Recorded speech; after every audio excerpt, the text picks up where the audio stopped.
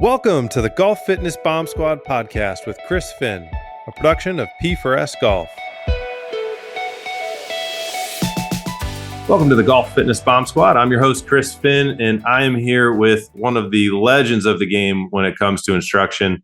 Actually, Golf Digest calls him one of America's top 3 best teachers. So if you have been living under a rock, the man doesn't really need an intro, but Mike Bender is here. As my guest today. We are very lucky to have him. He has coached a ridiculous number of great players, Masters champions, amazing amateurs. I mean, we'd be here for the entire podcast and be listing everybody. But Mike, I can't thank you enough for being here with us today. Thank you so much. It's a pleasure to have you. Yeah, it's great to be on. Thanks for asking. Yeah, definitely, Mike. So, I think one of the things that is always, and this is a total selfish question on my part, is I always love hearing how great instructors, how did you get into teaching? Obviously you were a great player collegiately, multiple time All-American champion. How did you kind of make the move into into the coaching and instructional space? You played on tour, obviously. Right. What kind of drew you to this space? And then what's the journey been like getting to where you are now? Well, I think, one of the things is that when I grew up, there wasn't a lot of instruction. There wasn't a lot of so-called teachers that were just specialists like there is today. And so, so basically, I mean, without making this too long a story, in my effort to get on the PGA Tour, I went to see some really top name or top teachers. But back in those days, they weren't really top teachers. I mean, Ledbetter was just becoming known, and yeah. So I saw him. I saw Ben Doyle, which he taught Bobby Clampett and the golfing machine. Yeah. So I was around some of these great teachers of their time, and they were becoming well known. But I needed to work on my own golf swing. So what I would do though is after my lesson, I'd sit around and watch them teach, and I'd learn more about the golf swing in general. I'd learn more about the concepts and the physics behind the golf swing and things like this. So it really helped me to be, kind of formulate for my real career. I always say my playing career was a preload up to my real career, which is teaching the game. So just that I've always been really infatuated with how things work, whether it be a go-kart engine, a television, or whatever. So I always wanted to find out how things work, and I think that kind of mindset makes a good teacher, not necessarily the best player. Probably why. My playing career was more on the mechanical side than maybe it needed to be, but it was all good training for me being able to then later on work with, top players and top amateurs and having a really good foundation for how the swing works. And like I said, I think the physics behind it is very important because everybody has an opinion about the golf swing. But when your opinions are founded in things like that are kind of non-negotiable. I mean, nobody argues in golf what gravity is, right? Or in science. So When you look at the physics side of it, there's definitely principles of physics that apply. And if you're in harmony with them, then you're going to probably be, probably pretty good. But if you're fighting physics, then, maybe not so consistent. So that's kind of how I got into that. But after I stopped playing, then I just kind of got into teaching because I was going to continue to work on my game and try to get back on tour. But that kind of, as teaching got busier and busier, and I had a family going, so it was just better for me to kind of go down that avenue, and I really enjoyed it. So it's been quite a journey, though. I bet, and as long as you've been at it, and you've obviously been through an amazing, I was like a number of, as a player, all the way to today, multiple decades of as the game has evolved and grown to, obviously where it is today, where, everyone's saying the ball needs to get shorter. I mean, just the whole entire game has changed. What have been some of the big, I guess, the more interesting changes that you've seen, and how has that impacted instructionally, how you've kind of taught players as they've come in each of the generations?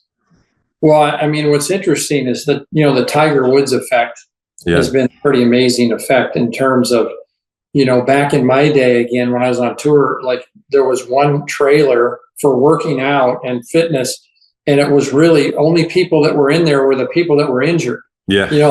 Nobody's in there, pumping weight and doing all the things they do now, because we were all taught that that's not going to be good for golf. So you don't want to do that. Yeah, exactly. So I mean, the evolution of fitness and the athletic side of golf has gotten so much better. I mean, these kids today are tremendous athletes, and not that we weren't good athletes in the past, but we certainly weren't as fit or as in shape or spent as much time in that area, to become as part of the solution to being great at the sport, Mm-hmm. And then, also like back in my day, I mean, the golf ball and everything, obviously the change, I mean, like 80% of the tour hit draws, because that would take spin away and you could hit it further. Yeah. But now the balls don't spin. So about 80% of the tour hits a fade off the tee now, and they hit the fade as far or farther than they hit the draw. So there's been some evolution in that type of thing, and the shape of swings to produce that kind of ball flight, versus back in our day when we had to really have a lot of hands. We had to really hit hooks into the wind and slices into, and work that ball a lot more than they do today. So it's been pretty interesting from that respect.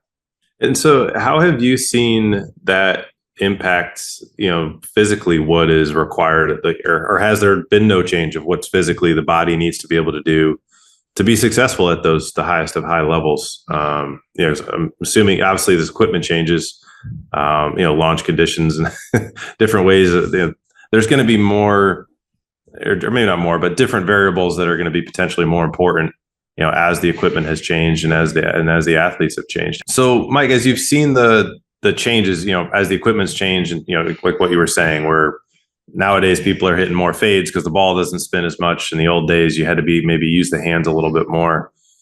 What have you seen in terms of, like, as the instructor, that, or has there been a change in the physical requirements of a golfer to play at the highest of high levels, let's say today versus 10, 20, 30 years ago? Yeah, I mean, the biggest thing is distance. And, everybody's chasing distance, and everybody, the game, I mean, they're talking about, I just got back from the Masters, and I was talking, and they're talking about making the Masters at 8,000 yards eventually. Wow. So, I mean, these golf courses are getting longer. There's over 500-yard par fours now and so forth. I mean, so, and the athletes are just having to swing as hard as they can, and their bodies, I think the days of a career lasting 20, 25 years on the PGA Tour, I think is going to start to dwindle down. I think because more guys are getting hurt now than ever before. There's more injuries on the PGA Tour than there ever has been. And most of it, in my feeling, is most of it's because of their working out, plus all of the stresses and strains on the body from competition day in and day out. Back in our day, I mean, hardly anybody ever got hurt because they weren't working out for the most part. Yeah. And they certainly weren't swinging as hard as the kids do today. So there's so much more torque and coil on the body, and the technology has also played a big part in this, because now we're able to measure everything, right? We can measure the vertical forces and the different forces and torque forces on the ground, using the ground and all this stuff. So there's some new techniques that are coming out that are promoting more spin, not more spin, but more speed. Yeah. But at the same time, it's also taking a toll on the body, and so I think there's a give and take there. But that's really where I've seen a tremendous change in terms of the new kind of so-called new era type swings versus the old. It's funny you mentioned that, because it's, when we look at our data, we've got a database of over 12,000 golfers at this point. And when we look at the science, we're obviously massive data geeks, looking at the body and, from the rehab perspective as well as the fitness perspective. And what we see is, and we call it like a gamer speed versus like an all out speed. And obviously when it comes to speed, the better players, obviously what they're swinging on the golf course is going to be a little closer than, we get amateurs who they swing all out and they can swing 120 miles an hour.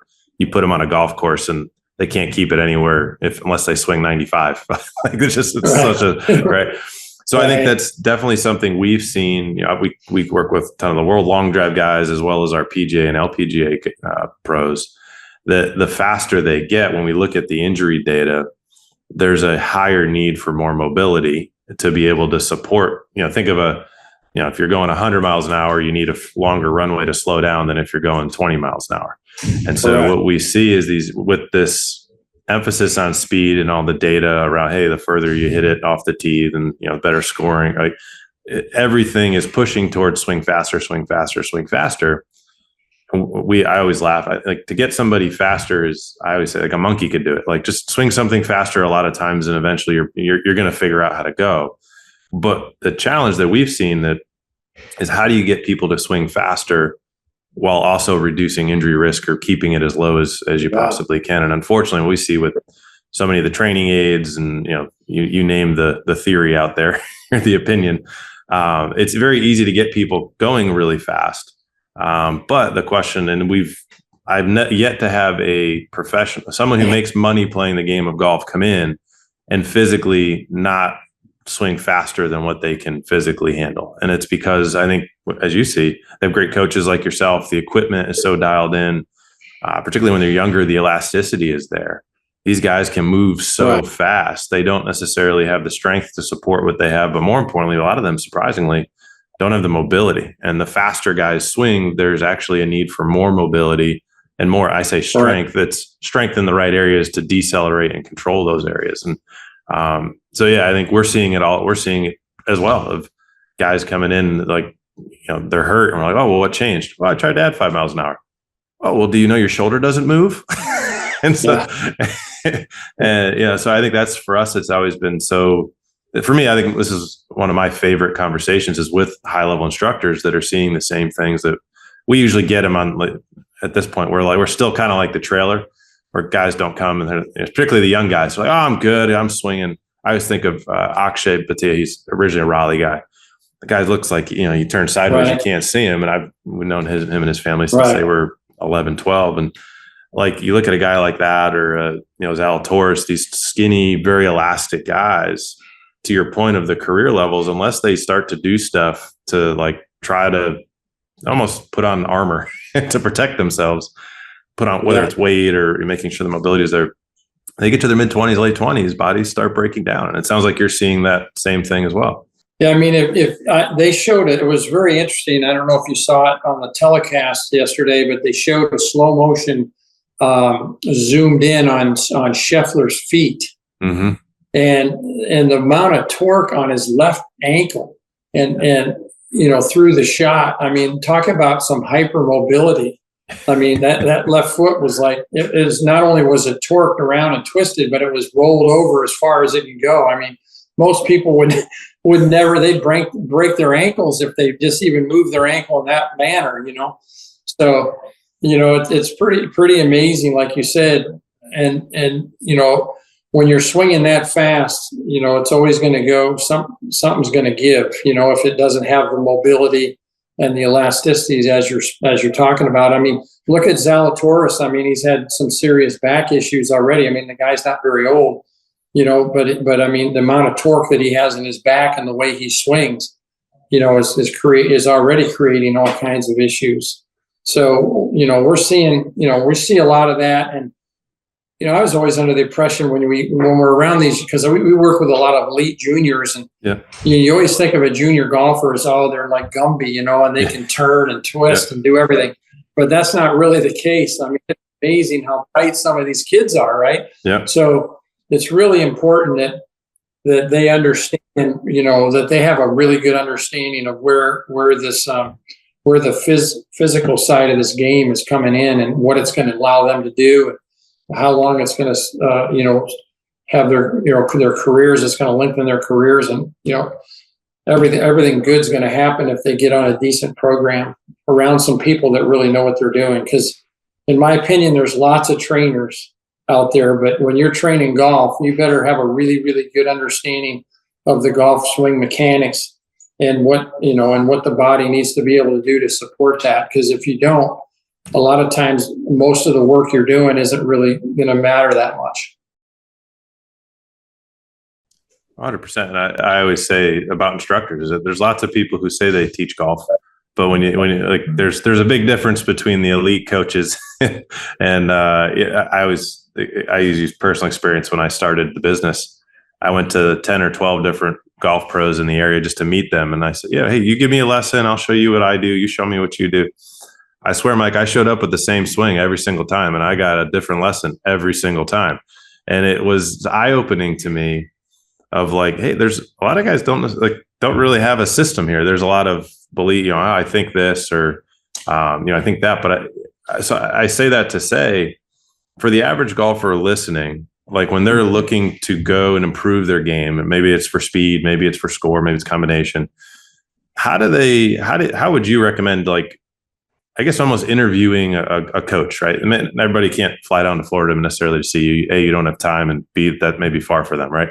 But like, if they're looking for a good instructor or somebody to really help them improve their golf game, like, I don't know if you have, there's, like I said, interview questions, or how do you kind of tell the people who know versus don't? One of the things you need to do is ask them, what is your philosophy based on? Yeah.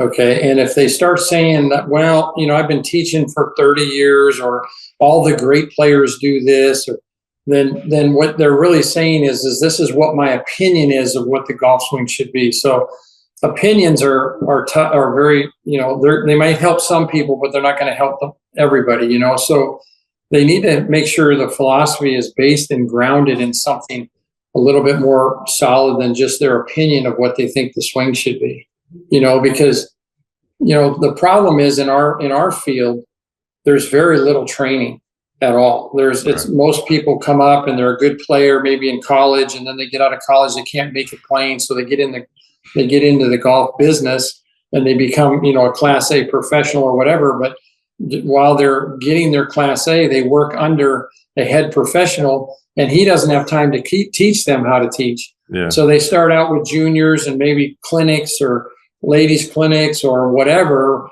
And then they kind of transition and get a little bit better as they go or whatever, but there's really no training, which is really, in my opinion, kind of a problem in our industry. Yeah. But having said that, I'm the first one to agree that there are many different ways that work, right? Otherwise, everybody on tour would have the same swinger. They'd all go to the same coach. Right, yeah. So it's not like everybody has to teach the same. But having said that, I think, you need to go to a person that has a set of preferences that are grounded in something that is really solid. Sure. Like I talked about earlier in the physics side of things, and it just makes sense. And then obviously the experience. What have your players done that you're coaching? Are they improving? And those types of questions you should ask when you're actually looking around for an instructor. That's awesome. I love to hear that it can't just be an opinion; it has to be grounded in something. And I think right. There has to be something behind it that makes sense to you, yeah. And it should be, and then the instructor should be able to explain it to you. 100%. So yeah. I guess that leads me. I've known who you are for a long time, and very familiar with basically the I guess I don't know if you call it this, the solution or the comprehensive, the training that you put together, the most efficient golf swing attainable, perfect practice equipment. Like, you obviously did a lot of research putting together prototypes and, throughout the course of your career. How did you arrive at that? And what is, and some people have no idea what it is, but can you explain kind of what that is and how you got there? Yeah. So, what happened, we all have all these old cliches, right? Like, feel is not real. Yeah. So people, most of the people that play this game, if you take all of the golfers in the world, and I've asked this at the National Coaching and Teaching Summit, there was all these teachers, 800 teachers in the audience. I said, what % of the golfing population really understands what it takes to make a swing change or a swing improvement? And they said less than 5%. So I said, well, if less than 5% really understand what it takes to make a change, why is that? Yeah. Why don't they know, right? And there was silence, right? Yeah. And so the point is that, when you go to take a golf lesson, or even if you go to work out or you get in a workout program, fitness or whatever, you need to understand that it's an evolution, right? Mm-hmm. It's a process. And you have to, what I think it makes sense to me is I want to know where I am now, but I want to know where I'm trying to get to. Right. And it's like a jigsaw puzzle. You have put all the pieces out, But the first thing you do is look at the finished product, which is the box, the cover, and then you start putting the pieces in, right? Yeah. And so it's really important that people understand the process of what it takes to improve. And if they do understand that process, then they're way more patient and they're way more committed to you, and they'll stay in the program because they know they know what it actually takes. Yeah. And in our sport, I mean, when you're trying to develop a new motor program in your brain for running a different golf swing, that takes lots of repetitions. But more importantly, it takes the proper repetitions and exaggerated form of them. And so when I started teaching, I found out people were practicing horribly. They had good information a lot of times, and they thought they were working on it because if they felt different, right? Yeah. But you look at them on video and they see the same old stuff. It's like you said, you go back to that guy in that lesson tee and you have the same swing you had the last time you went, but he's telling you something different. Exactly. The problem is you got to stay the course. It's like driving from Orlando to Chicago. You got to follow a roadmap. You don't just drive all over, no tips and all that. Yeah. So once you have good information, then you have to be able to practice properly. And to me, you have to have feedback. Mm-hmm. And feedback can come in the form of technology, although it's not my favorite. But if I set up a practice station that forces a player to do the right move, then he starts to understand the feeling associated with that he can take to the golf course, right? So then his feel is actually real. Right.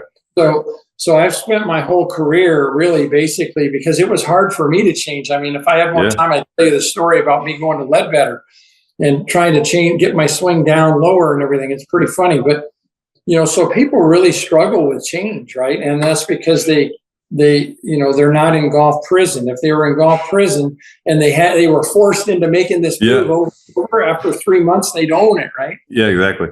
But everybody wants the magic tip. They want the magic bullet. Just tell me what I got to do and I'll go do it. And they don't really understand the process. It's not much different in the fitness world either. Like, we get guys, I'll be on a phone call. So what are you looking for the first visit? I swing about 100 miles an hour. It's got to be 65, right? And he says, okay, that's great. So what are you here for? He goes, I want to swing 120 in the next 6 weeks. Yeah. Well, sir, I'm not sure how to do that, but let's start swing with 100 and then take 20 steps backwards. Exactly. And you'll have your extra distance. Exactly. So let's start with realistic expectations here that I can actually do for you. But so, I think that's one of the things I love talking with instructors is you guys have so many we deal with the same individual of the golfer, and they come with the same kind of misinformation. And, we deal with it in the gym of, movements, and you say, hey, whether it's a hinge or a squat or a press, whatever it may be, a rotation, and, say, all right, yeah, I got it. And then you take the video and you look at it and they're like, that's not what I did. Let me fix it. Yeah. Let me fix it. Okay. So they, that was way better. You show them the video. It looks the exact same. It's like, which one was this? The first, the second? Right. You can't tell. So, I mean, very much so the motor patterning and the way the human body is, you need so many repetitions and a feedback system, like what you've built, of being actually able to know what feel is real. And as a golfer myself, I mean, that's by far and away one of the most frustrating things of the game. I mean, even with as much as I know and the people I know, like you think I would be better. It's still the same thing. You work, and I have a coach work with up here. And you go back and look at the video and you're like, what the hell? Like, that's not what it looked like. Well, everybody has tendencies, right? Yeah. In their swing, whether it's coming over the top or taking the club inside, whatever it may be. So you have to understand them, and then you have to know what drills that you do to get out of them. Yeah. And so I always tell people, I said, I've been teaching for 30 some years or whatever, but I've only seen 13 people overdo anything I taught them. Wow. Meaning they came back. That's an amazing stat. And their club head was way too far to the outside where they actually grooved it, or, whatever it is. It's only been 13 people. So people come back and I go, oh man, your swing looks a lot better, but we're not quite there yet. Yeah. And so, and that goes back again to what I said earlier about, you got to really, in this sport, you have to, if you're trying to improve, and I don't know how it is quite maybe this in fitness, but you have to exaggerate. Mm-hmm. You have to exaggerate because you're bending a muscle memory spring. And if this is your current swing and this is where we want you, we got to go all the way to here so we can break that spring. Because if we practice perfect and you go play golf, it's always going to snap right back. Snap it back up. Yeah. You know what I mean? So that's the frustrating part. And you go, man, I'm putting in all this practice time, but it doesn't do any good. Once again, we just really haven't pushed ourselves enough to exaggerate. And, you know, I think in the fitness world, probably there maybe not so much exaggeration, but doing something, you need to do something on a regular basis for a long time. And then you can't just practice once a week or work out once a week and get everything you dreamed of. I'm doing this F45 program, and the guy tells me the other day, he goes, well, are you marking down your days? And I go, what do you mean? He goes, well, don't expect to see anything different in your body for 100 days. Yeah. Said 100 days. In 100 days, if you do this, you're going to see it go a big, you know. And I go, wow. You got to be kidding me, right? I thought a month is all I needed, right? Yeah, exactly. That's so funny. There's so many parallels. Well, hey, Mike, you know, I also want to be respectful of your time. As we wrap up, you know, if you had to leave kind of the average golfer, you know, most golfers listen to this are, you know, avid, they, you know, single digit, play multiple times a week. What would be kind of a parting piece of advice or, you know, something to leave the listeners with here? Well, I mean, I think if you divide it, if you could imagine a pie graph, right? And you just take the slices of the pie graph. So you have, you know, your full swing, maybe irons, you got your woods, you got your putting, you got your chipping. So if you take, and then you got your fitness as a slice, the mental side's a slice. So if you start looking at that pie and you're a pretty good golfer, but you have aspirations of continually getting better. I mean, just look at each slice and ask yourself, what are you doing in this area to get better? And do you have a plan in this area? And if the answer is yes, and you have a plan in each one of those areas, then it becomes a matter of dividing up your practice time and being able to hit those different slices, you know, over the course of a month, let's say. And then if you do that and you have some monitoring so that you can judge yourself what you know on and whether or not you're getting better. If you're doing that, then you're really going to see some tremendous things in this game, because it's a hard game. and unfortunately, it's not just one of those slices that's going to make you way better. Right. It's the combination of all of them. So what I'm hearing is there's not one magic pill yet. We're working on that. Yeah, for sure. Not having to sleep. If I didn't have to sleep, just think how much we could get done. Exactly. Yeah. Exactly. Awesome, Mike. Well, hey, Mike, we're for the listeners, and we'll put all this in the show notes as well. Best places for people to connect with you, follow you, kind of keep up with what you're doing. It's social media. So Mike Bender Golf or at Mike Bender Golf. And then my website's just mikebender.com. So those are the two main places that you can find a lot of information and so forth. And we'll go from there. Awesome. Well, hey, Mike, thank you so much for spending the time today. Hope you guys all enjoyed that. A true living legend in the world of instruction. Definitely go check out his website, social, tons of great nuggets and just really good information in the world where there is a lot of noise. This is definitely a guy to listen to. So thanks a lot. Yeah, thanks so much, Mike. And we'll catch you guys on the next episode.